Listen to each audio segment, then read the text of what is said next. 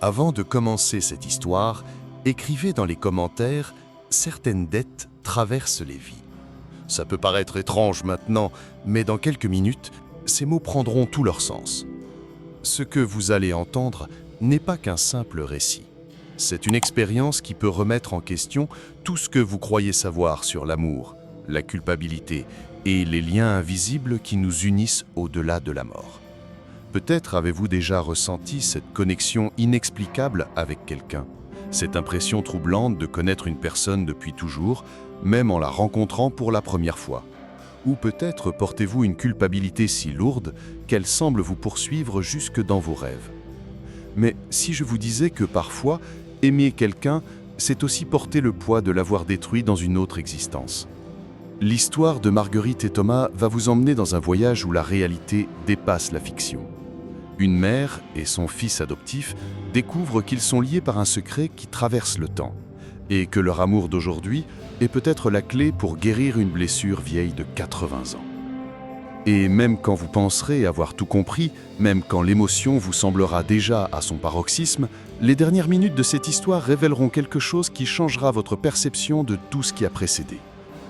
Si cette histoire touche quelque chose en vous, si elle vous fait réfléchir sur vos propres liens inexplicables, laissez un like et abonnez-vous.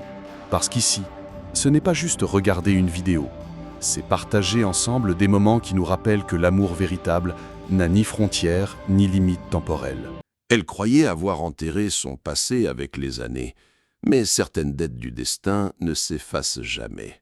Quand Marguerite découvre que l'âme de l'homme qu'elle a tué dans une vie antérieure est revenue comme son propre fils, sa réalité bascule pour toujours. La pluie tambourinait contre les carreaux de la maison bourgeoise de Marguerite Dubois, créant une mélodie mélancolique qui semblait résonner avec l'inquiétude grandissante dans son cœur. À 42 ans, cette femme élégante aux cheveux châtains parsemés de quelques fils d'argent avait toujours considéré sa vie comme parfaitement ordonnée. Professeure de littérature respectée, veuve depuis 5 ans, elle avait trouvé un nouveau sens à son existence en adoptant Thomas. Thomas, ce garçon de 16 ans aux yeux d'un bleu profond et troublant, qui était arrivé dans sa vie comme un miracle après tant d'années de solitude. Pourtant, depuis quelques semaines, quelque chose d'inexplicable perturbait leur harmonie familiale. Ce soir-là, assise dans son salon, aux murs tapissés de livres anciens, Marguerite observait son fils adoptif, penché sur ses devoirs. La lumière douce de la lampe de bureau éclairait son visage concentré, révélant cette expression étrange qu'elle avait appris à redouter. C'était comme si Thomas regardait à travers elle, comme s'il voyait quelque chose ou quelqu'un d'autre. « Thomas, mon chéri, tu vas bien ?» demanda-t-elle d'une voix douce, tentant de masquer son inquiétude croissante. Le jeune homme leva les yeux et, pendant un instant fugace, Marguerite eut l'impression de croiser le regard d'un étranger. Un frisson parcourut sa colonne vertébrale. Il y avait dans ses yeux une maturité, une gravité qui ne correspondait pas à son âge. « Oui, maman, » répondit Thomas, mais sa voix portait une note distante. « C'est juste que j'ai encore fait ce rêve. » Le cœur de Marguerite se serra. Ces rêves, ces maudits rêves qui hantaient Thomas depuis des semaines et qui, étrangement, faisaient écho à ses propres cauchemars nocturnes. « Tu veux m'en parler ?» proposa-t-elle en s'approchant de lui, ses pas feutrés sur le tapis persan. Thomas hésita, ses doigts jouaient nerveusement avec son stylo. « Je vois toujours cette femme. Elle pleure beaucoup et il y a un homme qui tombe dans un endroit sombre. » Les mots de son fils résonnèrent dans l'esprit de Marguerite comme un écho terrifiant de ses propres visions nocturnes. Comment était-ce possible? Comment pouvait-il partager les mêmes images cauchemardesques? Cette nuit-là, allongée dans son lit aux draps de soie froide, Marguerite ne trouvait pas le sommeil.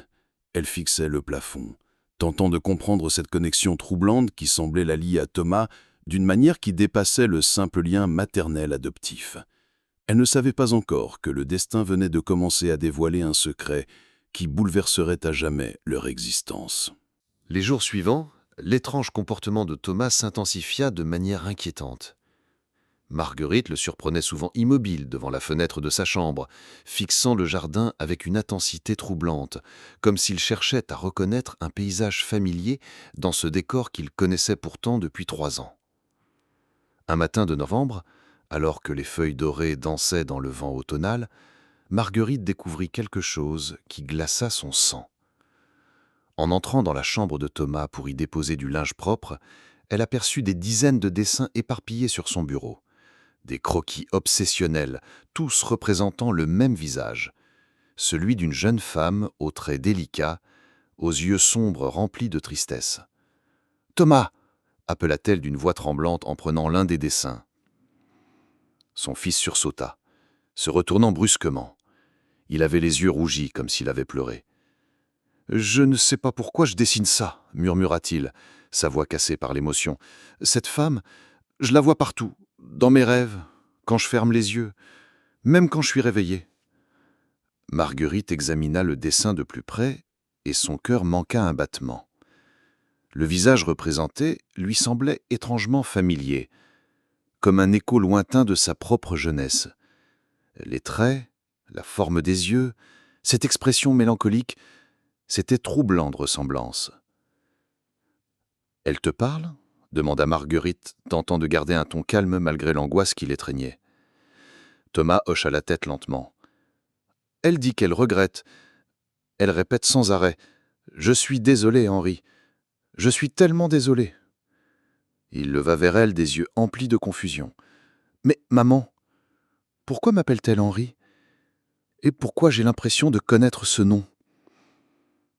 Le prénom frappa Marguerite comme une gifle. Henri. Ce nom résonnait dans les recoins les plus sombres de sa mémoire, évoquant des souvenirs flous mais terriblement angoissants. Elle sentit ses jambes se dérober sous elle et dut s'appuyer contre le chambranle de la porte. « Maman, ça va ?» s'inquiéta Thomas en se levant précipitamment. « Oui, mon chéri, je pense qu'il faudrait peut-être consulter quelqu'un, un médecin ou un psychologue. » Cette nuit-là, Marguerite fut réveillée par des sanglots. Elle se leva et découvrit Thomas recroquevillé dans le couloir, tremblant de tout son corps. Dans son sommeil, il murmurait des mots incompréhensibles, des phrases qui semblaient appartenir à une autre époque. « Marie, pourquoi Marie? Pourquoi m'as-tu fait ça ?» Marie, son nom de jeune fille, celui qu'elle avait abandonné lors de son mariage. Comment Thomas pouvait-il connaître ce détail? Une terreur glaciale envahit Marguerite. Quelque chose d'impossible, d'inexplicable était en train de se produire dans sa maison. Le cabinet du docteur Élise Moreau respirait la sérénité avec ses murs couleur ivoire et ses plantes vertes disposées harmonieusement dans chaque coin. Spécialisée en thérapie par régression, cette femme d'une cinquantaine d'années, au regard bienveillant, avait accepté de recevoir Thomas en urgence après l'appel désespéré de Marguerite. « Je vais procéder à une séance d'hypnose légère », expliqua le docteur Moreau d'une voix apaisante. « Cela permettra à Thomas d'explorer ces visions qui le troublent, dans un environnement sécurisé. » Marguerite serrait nerveusement ses mains sur ses genoux, installée sur une chaise à côté du fauteuil où Thomas s'était allongé. Elle observait son fils, si vulnérable dans cette position, ses paupières closes frémissant légèrement sous l'effet de la transe hypnotique. « Thomas, peux-tu me dire ce que tu vois ?» murmura doucement le docteur Moreau. Un long silence s'installa, troublé seulement par le tic-tac régulier de l'horloge ancienne.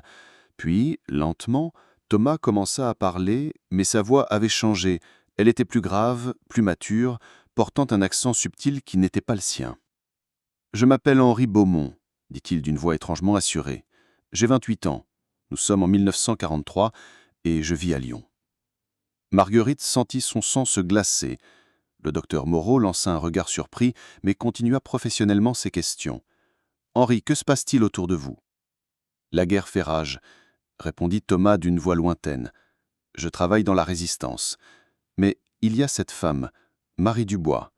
Elle est belle, si belle avec ses cheveux bruns et ses yeux noisettes.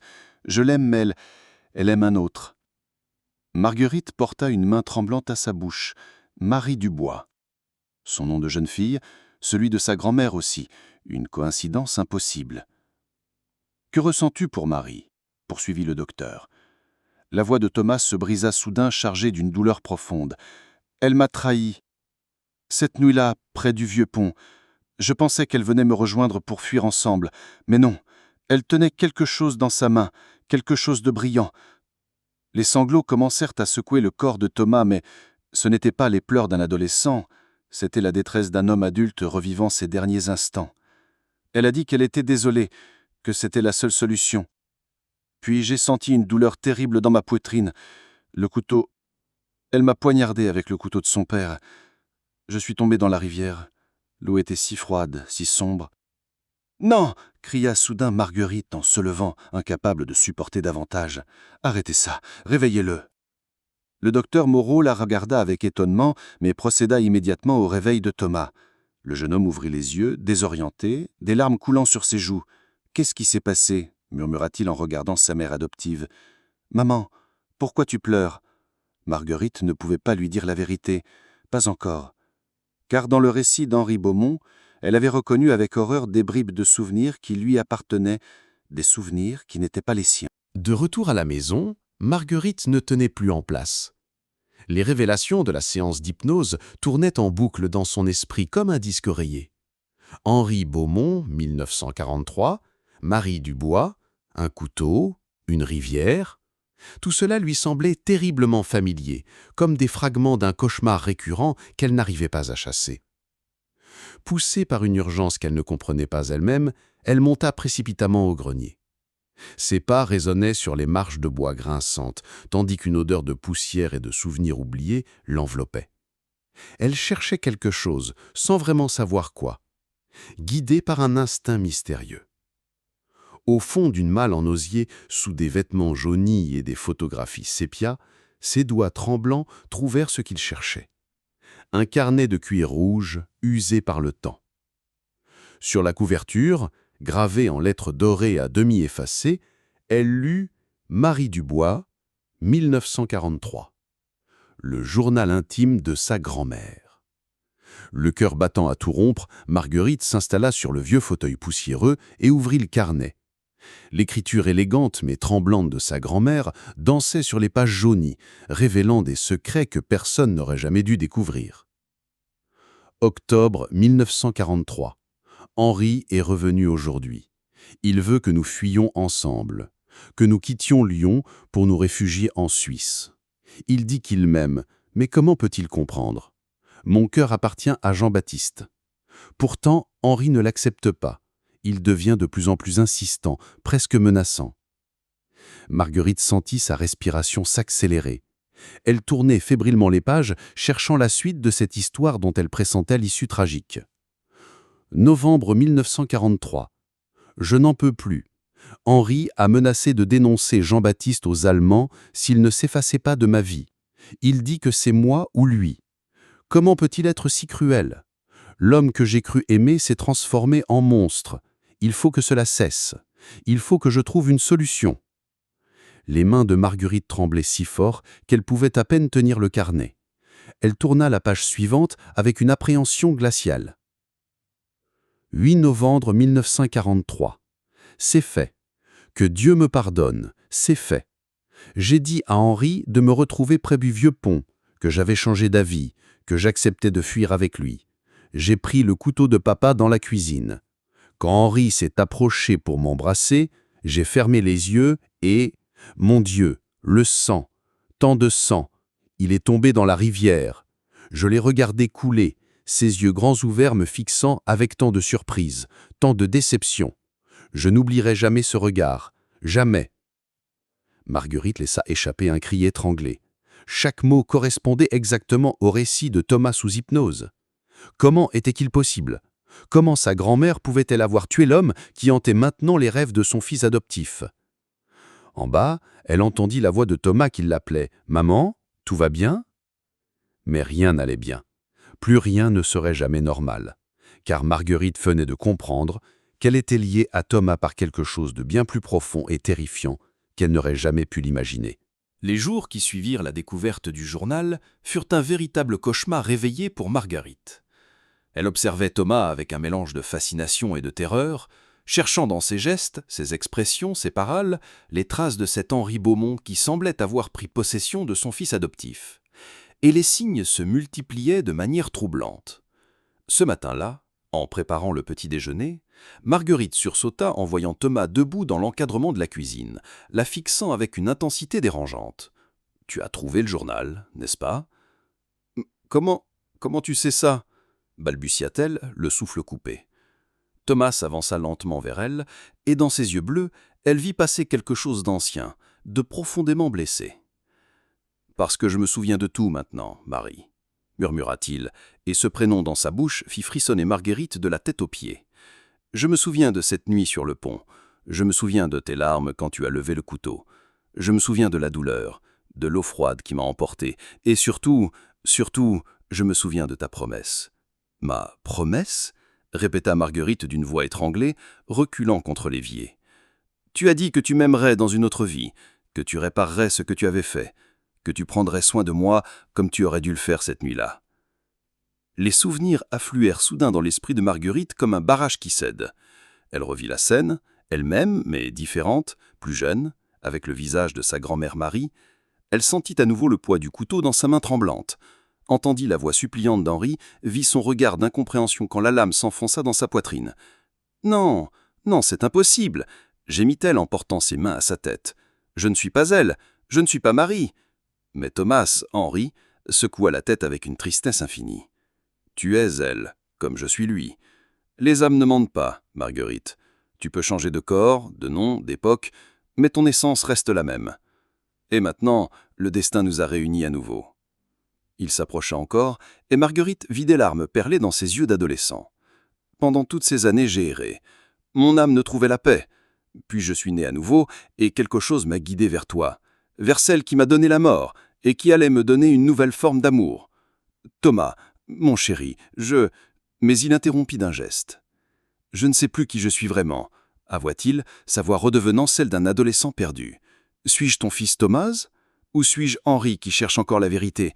Cette confusion me déchire. » Dans ce moment de vulnérabilité, Marguerite vit à la fois l'homme qu'elle avait tué et l'enfant qu'elle avait appris à chérir, et elle comprit que leur histoire n'était loin d'être terminée.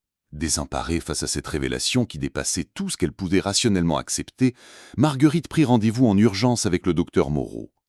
Elle avait besoin de comprendre, de trouver un sens à cette impossible réalité qui bouleversait son existence. Le cabinet du thérapeute lui parut différent cette fois-ci, plus oppressant, comme si les murs eux-mêmes étaient imprégnés du poids de cette vérité paranormale. « Docteur Moreau, » commença Marguerite d'une voix tremblante, « ce que Thomas a révélé sous hypnose, c'est vrai, tout est vrai. Ma grand-mère a réellement tué Henri Beaumont en 1943. » Le docteur Moreau se pencha vers elle, ses yeux bienveillants reflétant une compréhension profonde. « Marguerite, ce que vous vivez n'est pas si rare qu'on pourrait le croire. Dans ma pratique, j'ai rencontré plusieurs cas de réincarnation liés par des traumatismes non résolus. Ce que vous décrivez correspond à ce qu'on appelle un karma relationnel. » « Un karma relationnel ?» répéta Marguerite, s'accrochant à ces mots comme à une bouée de sauvetage. « Oui. Quand deux âmes sont liées par un acte traumatisant dans une vie antérieure, elles ont tendance à se retrouver dans des incarnations suivantes pour résoudre ce conflit. L'âme d'Henri est revenue sous la forme de Thomas, et vous, en tant que réincarnation de Marie, avez été choisie pour être sa mère adoptive. » Le cabinet du thérapeute lui parut différent cette fois-ci, plus oppressant, comme si les murs eux-mêmes étaient imprégnés du poids de cette vérité paranormale. « Docteur Moreau, » commença Marguerite d'une voix tremblante, « ce que Thomas a révélé sous hypnose, c'est vrai, tout est vrai.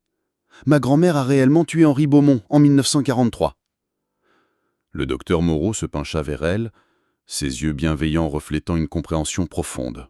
« Marguerite, ce que vous vivez n'est pas si rare qu'on pourrait le croire. Dans ma pratique, j'ai rencontré plusieurs cas de réincarnation liés par des traumatismes non résolus.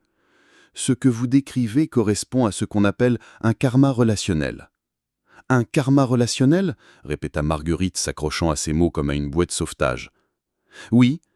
Quand deux âmes sont liées par un acte traumatisant dans une vie antérieure, elles ont tendance à se retrouver dans des incarnations suivantes pour résoudre ce conflit.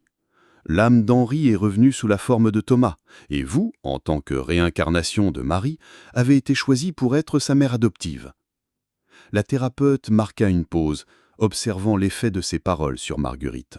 « Le destin vous a offert une chance unique, réparer le mal causé en offrant à Henri l'amour qu'il n'avait pas reçu dans sa vie précédente. Mais Thomas, lui, doit apprendre le pardon. Et s'il n'y arrive pas, murmura Marguerite, la peur étreignant son cœur. Alors le cycle se répétera. Les âmes continueront à se chercher, vie après vie, jusqu'à ce que la leçon soit apprise et que la paix soit trouvée. Cette nuit-là, Marguerite veilla Thomas qui dormait agité dans son lit. Elle observait ce visage d'adolescent torturé par les souvenirs d'un homme adulte, et son cœur maternel se brisait.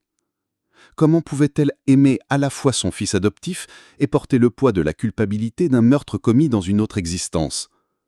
Vers 3 heures du matin, Thomas se réveilla en sursaut, le visage baigné de sueur. Il regarda Marguerite avec des yeux où se mélangeaient la tendresse filiale et une rage sourde qu'il tentait de réprimer. « Je me bats contre moi-même chaque jour. Une partie de moi t'aime comme ma mère, mais l'autre partie se souvient de cette lame qui s'enfonçait dans ma poitrine. Comment peut-on aimer et haïr la même personne à la fois ?»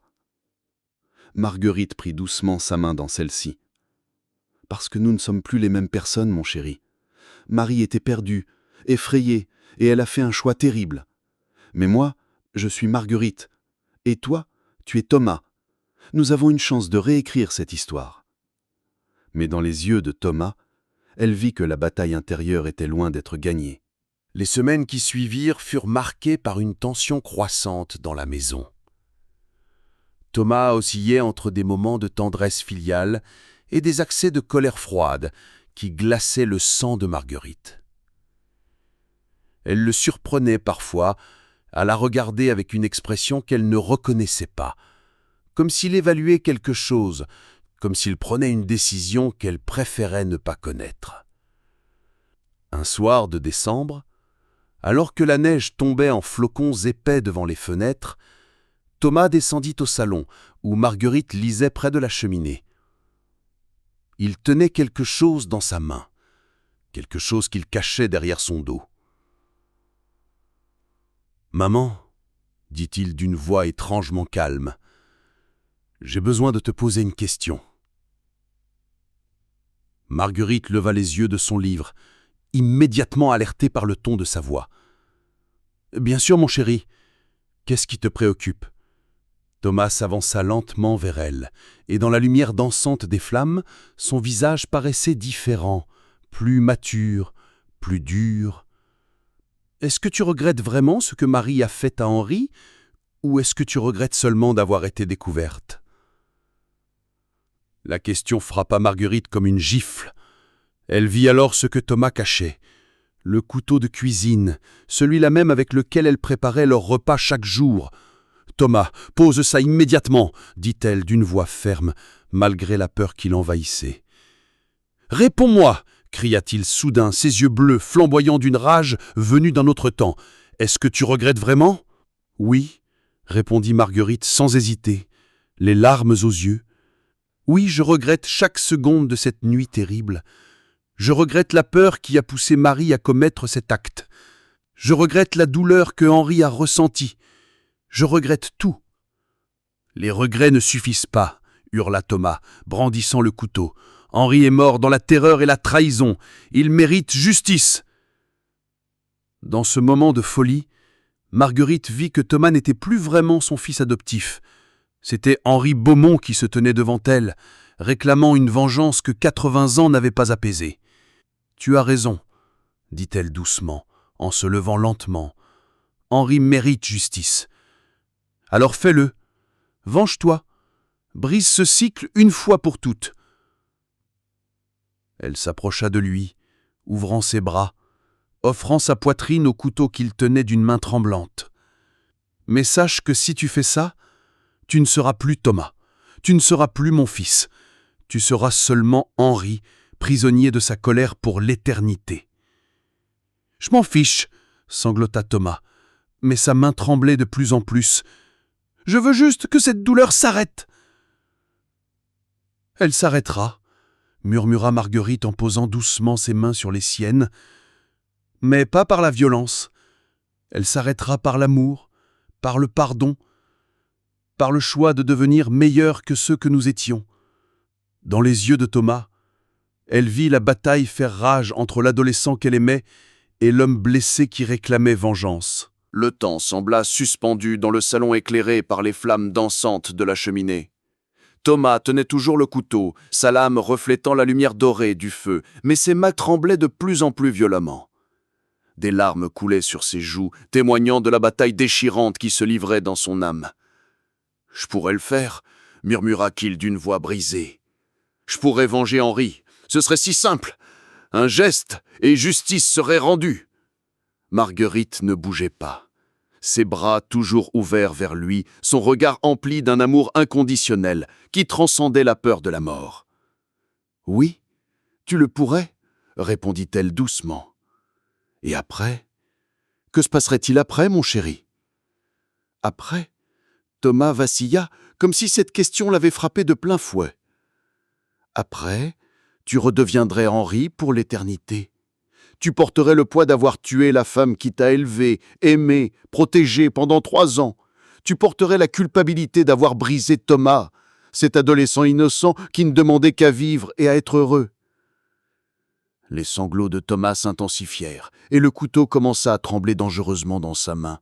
« Mais la douleur, cette douleur d'Henri, elle ne s'arrête jamais. Elle me ronge de l'intérieur. Comment puis-je vivre avec ça ?» Marguerite fit un pas de plus vers lui, si proche maintenant que la lame touchait presque sa poitrine. « En choisissant l'amour plutôt que la vengeance, en choisissant d'être Thomas plutôt qu'Henri, en me laissant t'aimer comme tu aurais dû être aimé. »« Et si je n'y arrive pas ?» gémit-il, sa voix redevenant celle d'un enfant perdu. « Alors nous recommencerons dans une autre vie, et dans une autre encore, jusqu'à ce que nous apprenions. Mais moi, je crois en toi, je crois en Thomas, je crois en l'homme bon que tu peux devenir. » Un long silence s'installa, troublé seulement par le crépitement du feu et les battements assourdis de leur cœur. Puis, lentement, la main de Thomas commença à s'abaisser. « Marie avait peur, » murmura-t-il soudain, sa voix étrange, comme s'il voyait enfin la vérité sous un angle différent. « Oui, elle était terrifiée. Et Henri n'était pas parfait non plus. Il était obsédé, possessif. Il aurait détruit la vie de Marie s'il n'avait pas eu ce qu'il voulait. » Le couteau tomba soudain sur le tapis avec un bruit sourd. Thomas s'effondra dans les bras de Marguerite, sanglotant comme un enfant. « Je ne veux plus être Henri, » pleura-t-il contre son épaule. « Je ne veux juste être Thomas. Je ne veux juste être ton fils. » Marguerite l'enveloppa de ses bras, le berçant doucement comme elle l'avait fait tant de fois quand il était plus petit. « Tu es Thomas, » murmura-t-elle à son oreille. « Tu es mon fils, et je t'aime plus que ma propre vie. » Dans cette étreinte, quelque chose se brisa et se recomposa. Le poids du passé sembla s'alléger, et pour la première fois depuis des semaines, Thomas respirait librement. Les jours qui suivirent cette nuit de révélation furent empreints d'une douceur nouvelle. Thomas semblait libéré d'un poids invisible qui l'oppressait depuis des mois. Ses sourires redevinrent spontanés, ses yeux retrouvèrent cette innocence juvénile que Marguerite avait craint d'avoir perdue à jamais.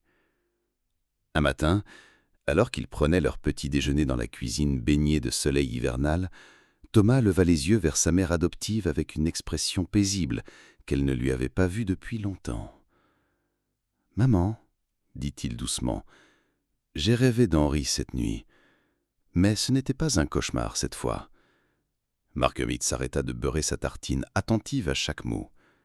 « Qu'est-ce qui s'est passé dans ce rêve ? » Il était debout, près de cette rivière où il est mort, mais il ne semblait plus en colère. Il m'a regardé et il a dit « Merci de m'avoir libéré. Merci d'avoir choisi l'amour. » Thomas marqua une pause, ses yeux brillants d'émotion. Puis il s'est retourné vers une lumière dorée au loin, et j'ai vu Marie qui l'attendait.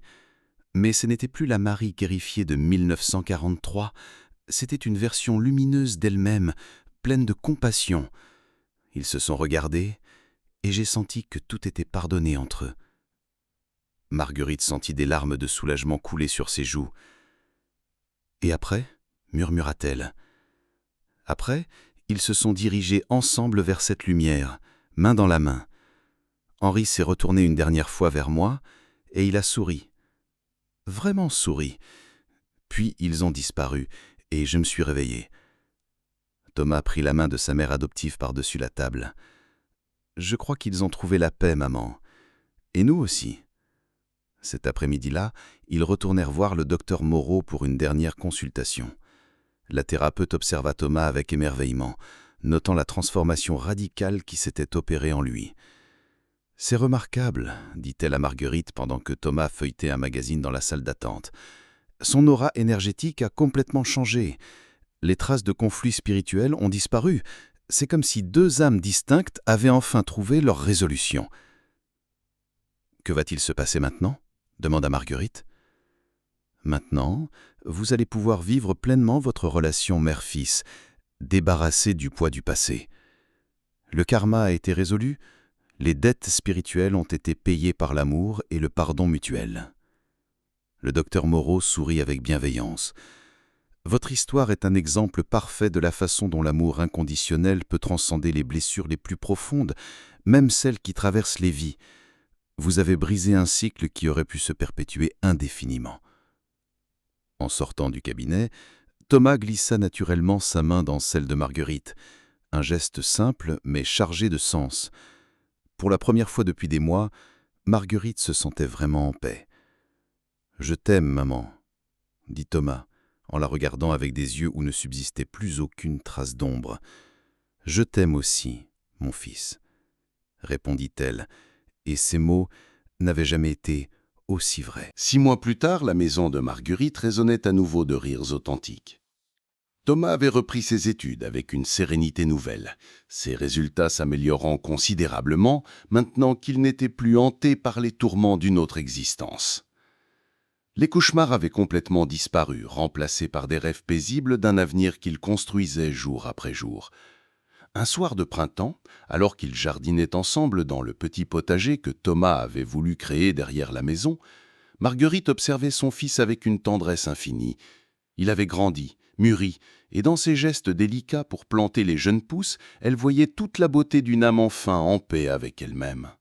« Tu sais, maman, » dit Thomas en tassant délicatement la terre autour d'un plant de tomates, « parfois je me demande si tout ce qui s'est passé était vraiment réel. » Marguerite sourit, ses mains pleines de terre réchauffée par le soleil.